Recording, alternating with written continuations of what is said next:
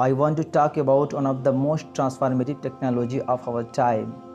That's as we stand cusp of new technological era, AI, artificial intelligence reshaping to our industries, our societies, even our daily lives. Artificial intelligence हमारी ज़िंदगी को बिल्कुल बदल करके रख दिया है, चाहे वो इंडस्ट्री हो, चाहे वो सोसाइटी हो, चाहे वो हमारी इवन हमारी डेली लाइफ क्यों ना हो, हर एक चीज़ के अंदर एक न्यू शक्ल दे रहा है आर्टिफिशियल इंटेलिजेंस। जैसा कि आप समझ सकते हैं, चाहे वह बिज़नेस के फील्ड हो या एंटरटेनमेंट हो, हेल्थ केयर हो, ट्रांसपोर्टेशन हो, सबको एआई ने बदल करके रख दिया है।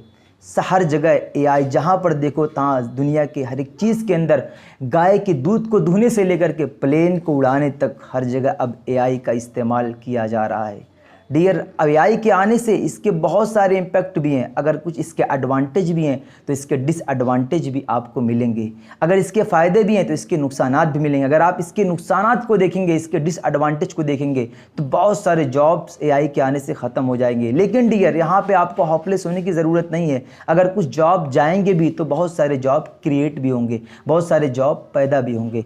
ऐसे ही देखिए, एक एलेक्स नाम का एक लड़का किस तरीके से ये आर्टिफिशियल इंटेलिजेंस हमारी ज़िंदगी में एक अच्छा किरदार अदा कर रहा है, एक अहम रोल अदा कर रहा है। कैसे?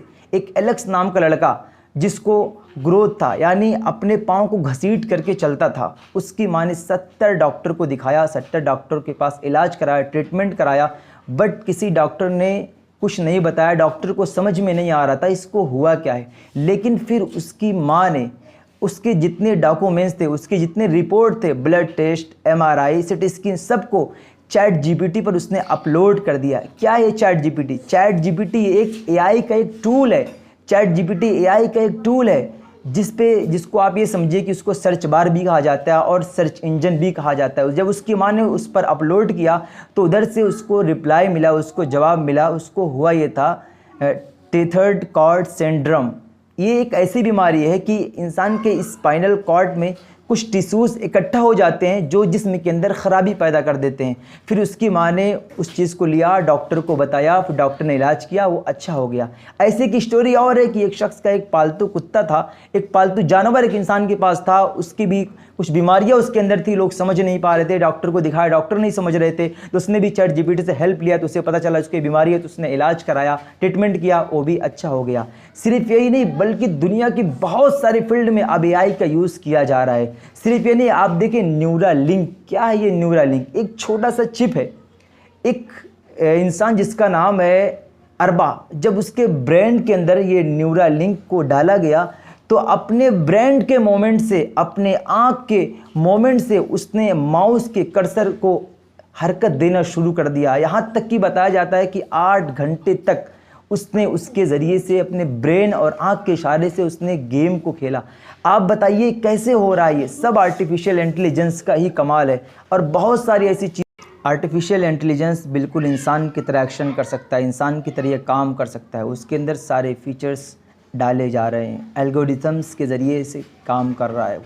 लेकिन डियर, आपको समझने की ज़रूरत है, जो 5 सेंसेस इंसान के अंदर होते हैं ना, सेंसेस इंसान के अंदर होते हैं, सूंघना, देखना, महसूस करना, चखना, ये आज रोबोट के अंदर ये सब चीज़ें, फीचर्स डाले जा रहे हैं। बताया जाता है कि अगर आपको पिज़्ज़ा खाने की ज़रूरत है ना, आने वाले वक्त में बताया जाता है कि आपको पिज़्ज़ा खाने की ज़रूरत है, तो सिर्फ आप सोचें कि फ़लाँ दुकान से फ़लाँ साइज़ का मुझे चाहिए, इधर आप सोचेंगे, इधर अलार्म बज जाएगा, थोड़ी देर के बाद आपके सामने हाजिर हो जाएगा।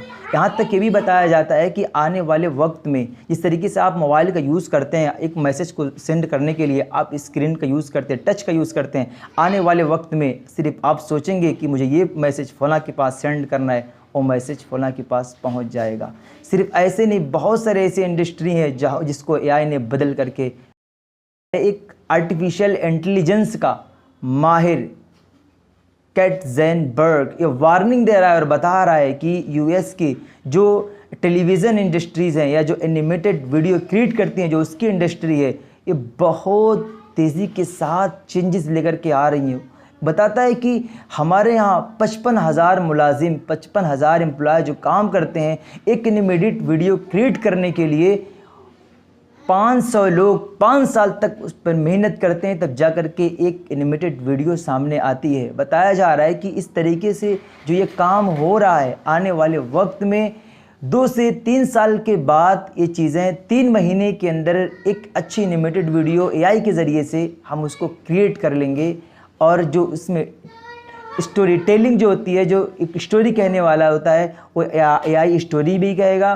और जो एक कार्टून के पीछे जो बात करने वाला एआई भी उसको बात करेगा। ये बहुत सारे फीचर्स नहीं कर रहा है बल्कि आपको इन्हेंस कर रहा है। डियर, आपकी इस दौर में आपको अपने आप को अपडेट करने की ज़रूरत है और आप अपने आप को डेवलप करें, अपने टाइम को लॉस ना करें। अगर आप सुस्ती काहली में इस तरह ज़िंदगी गुजारते रहे तो याद रखना आप छांट दिए जाएंगे, कुछ नहीं होगा। बहुत सारे जॉब ख़त्म हो जाएंगे। जो रिपीटेटिव वर्क्स है ना, जो एक जगह पे इंसान बैठ करके एक ही काम को रिपीट कर रहा होता है, दिन भर करते रहता है, उस काम को अब एआई करेंगे। बहुत सारे ऐसे काम है जो एआई करेंगे।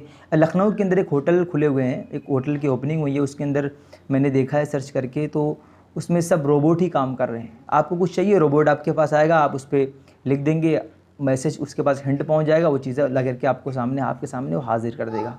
ऐसे ही बहुत सारी कि एक ट्रेन जो चलाई जा रही है, एक दिल्ली के अंदर एक ट्रेन चलाई गई है जिसमें ड्राइवर है ही नहीं, एल्गोरिथम्स पे काम कर रहा है, वो आर्टिफिशियल इंटेलिजेंस के ज़रिए से काम कर रहा है। ऐसी बहुत सारी चीज़ें